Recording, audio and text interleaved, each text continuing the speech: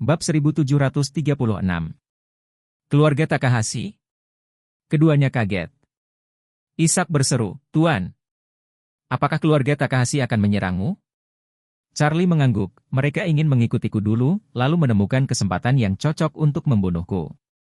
Ishak mengertakkan gigi dan mengutuk, keluarga Takahashi sama kuatnya dengan keluarga Eastcliff Gu, jadi mereka memiliki keberanian seperti itu.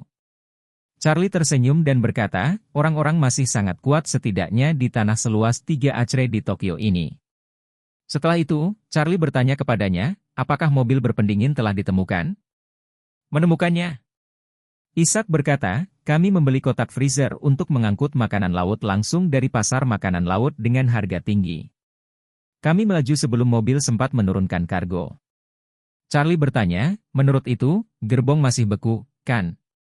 Ishak mengangguk, di dalam mobil, suhunya 20 derajat di bawah nol. Ikan di dalamnya sangat keras sehingga bisa membunuh orang.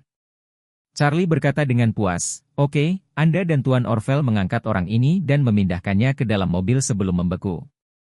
Ishak bertanya dengan tergesa-gesa, guru bagaimana dengan keluarga Takahashi? Apakah kamu tidak bertanya pada mereka? Charlie sedikit tersenyum, keluarga Takahashi mengirim total 4 ninja, 1 mati, dan 3 lagi. Ketika keempat bersaudara telah berkumpul di freezer, mereka akan segera dikirim ke Machi Takahashi. Aku akan memberinya hadiah besar. Truk kontainer beku memiliki fungsi pembekuan cepat. Saat daya dihidupkan sepenuhnya, tubuh Tenglin Qingtian dapat membeku menjadi tumpukan es dalam 10 menit.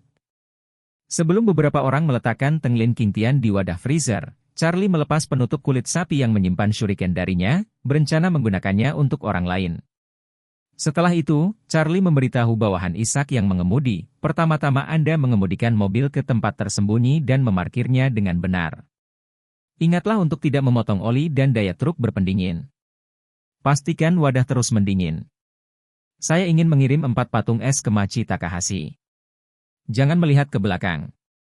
Orang akan berubah menjadi 4 tumpukan daging busuk ketika mereka menerimanya. Tidak akan baik jika mereka memberi saya ulasan buruk. Bagaimanapun, saya adalah pelanggan luar negeri dan teman internasional.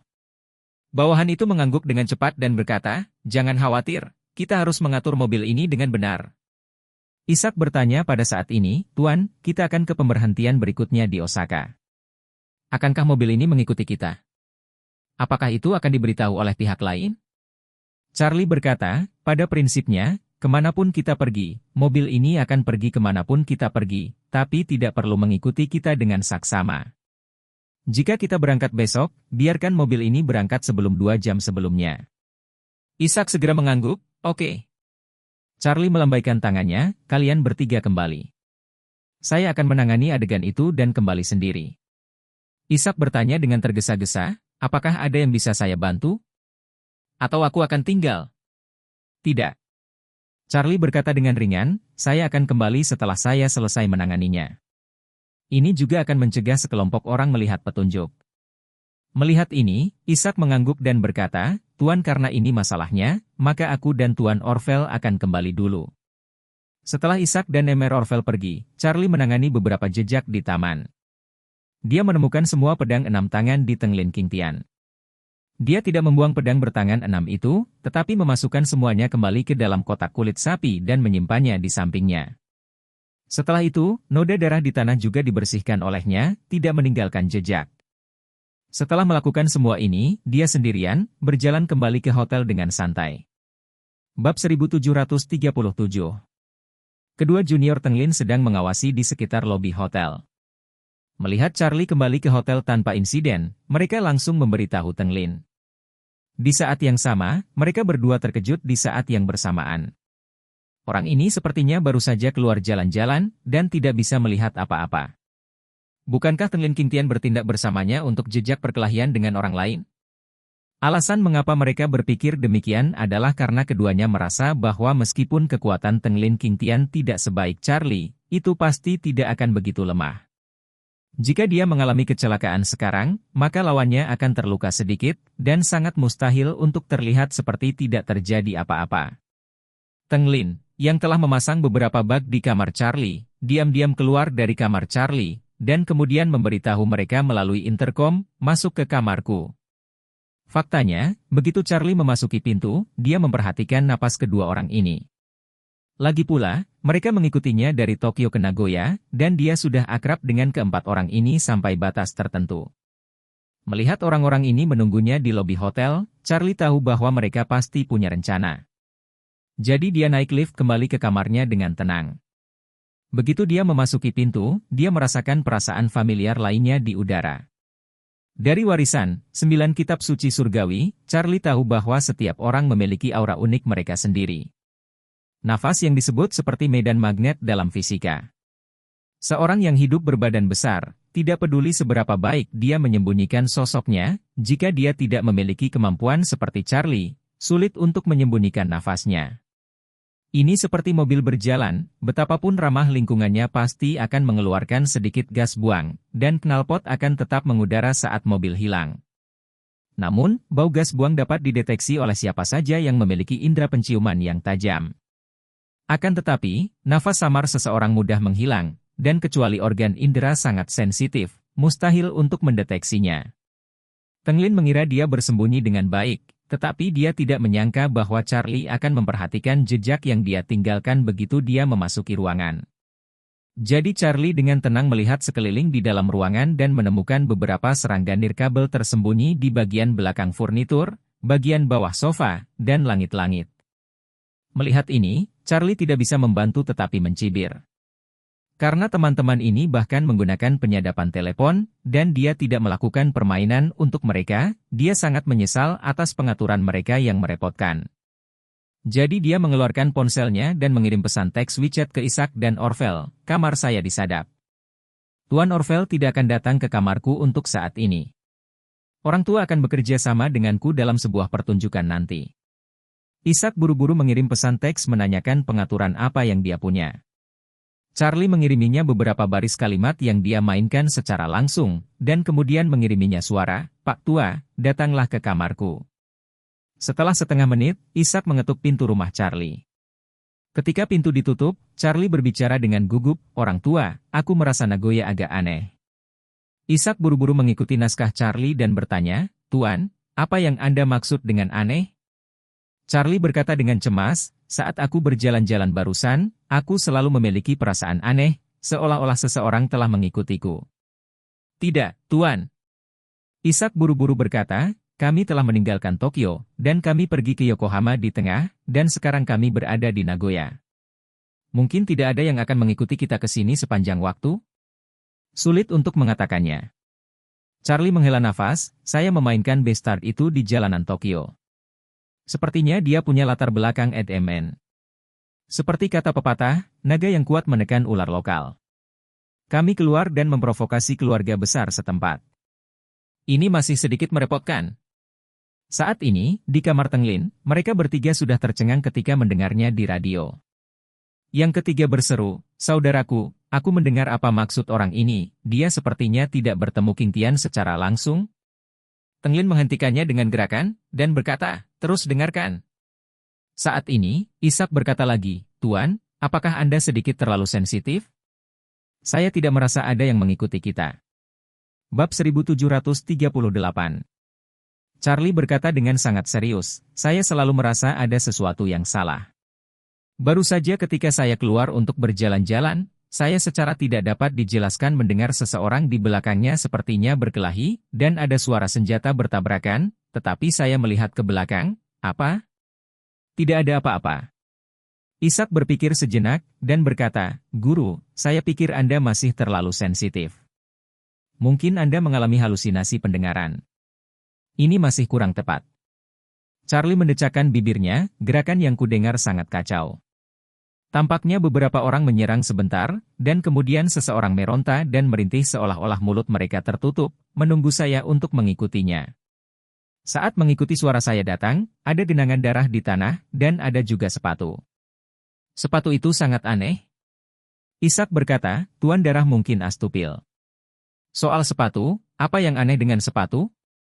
Charlie berkata dengan sangat serius, "Apakah kamu berani percaya bahwa ada iklan pisau di ujung sepatu itu? Ini seperti Afking Movie, It's Adam Endor." Ishak berseru, "Apa? Ada pisau di ujung sepatu?"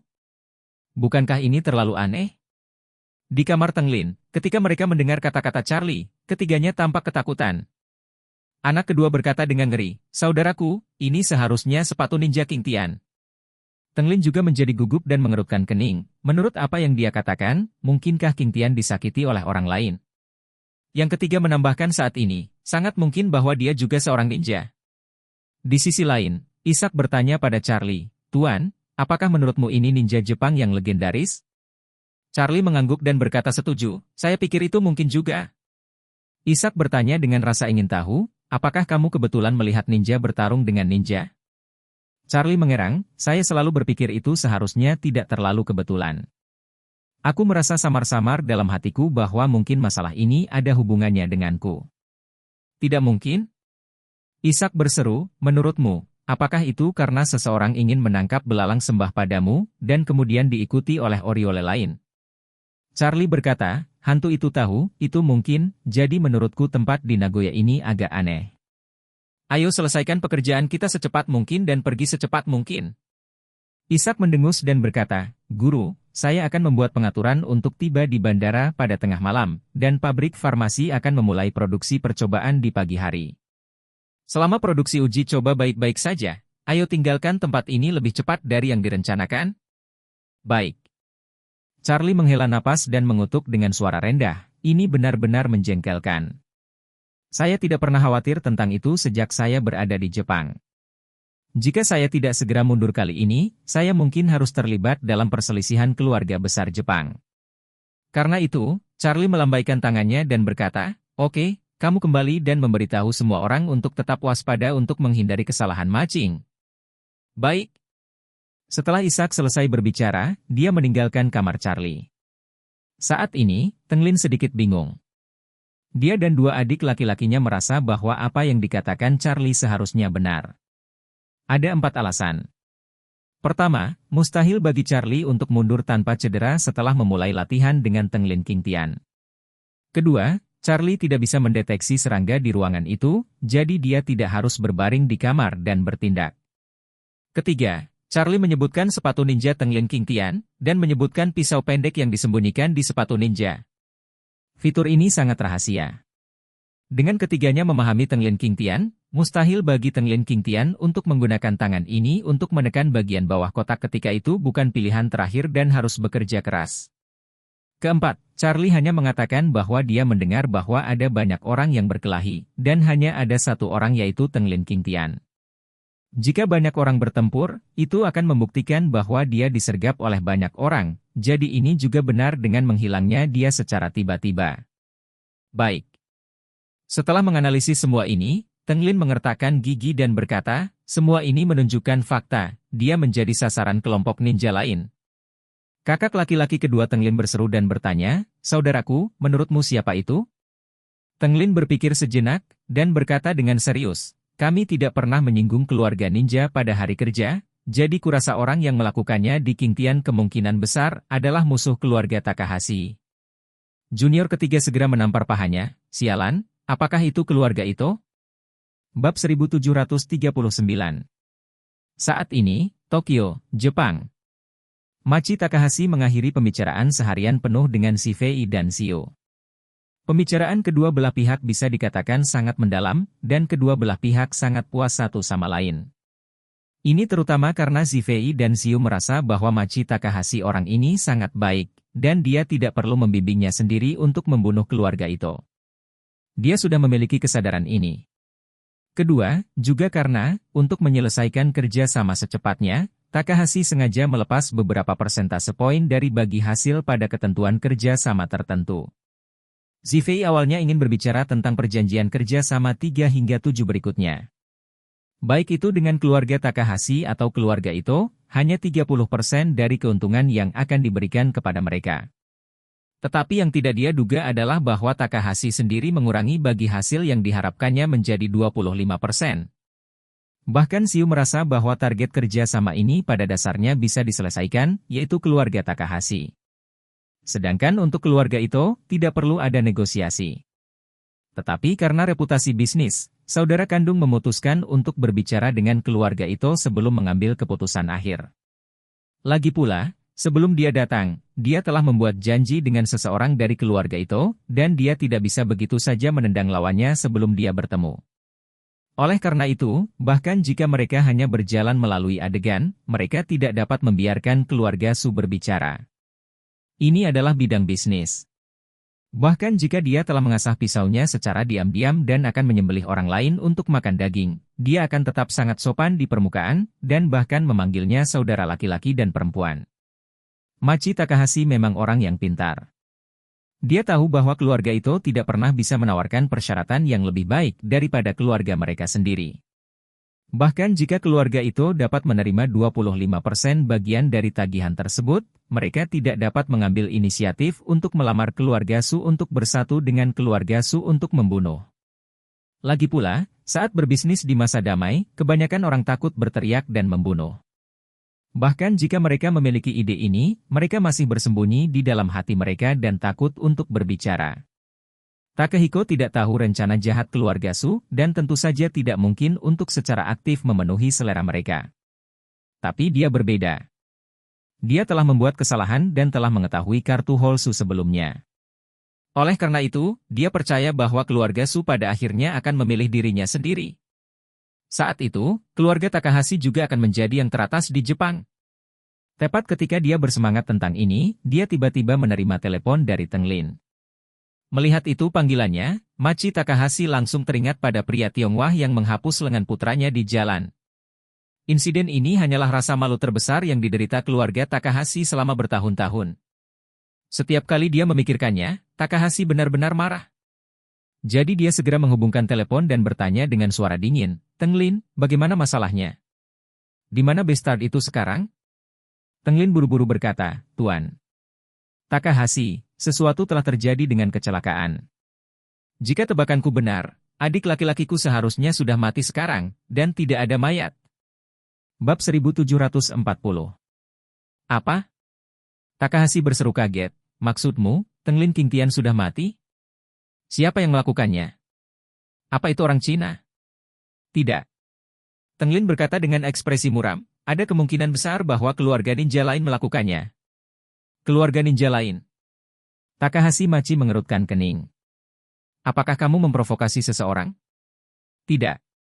Teng Lin berkata, Tuan Takahashi, saudara-saudara kita telah melakukan banyak hal untukmu selama ini. Kecuali musuhmu, kami belum membuat musuh di luar, jadi aku curiga pihak lain harus diarahkan untuk melawanmu. Menargetkan aku? Takahashi berseru, siapa yang mengincarku? Dan pihak lain juga menggunakan ninja. Sepertinya latar belakangnya tidak kecil. Teng Lin bertanya padanya, Tuan Takahashi, apa menurutmu itu keluarga itu?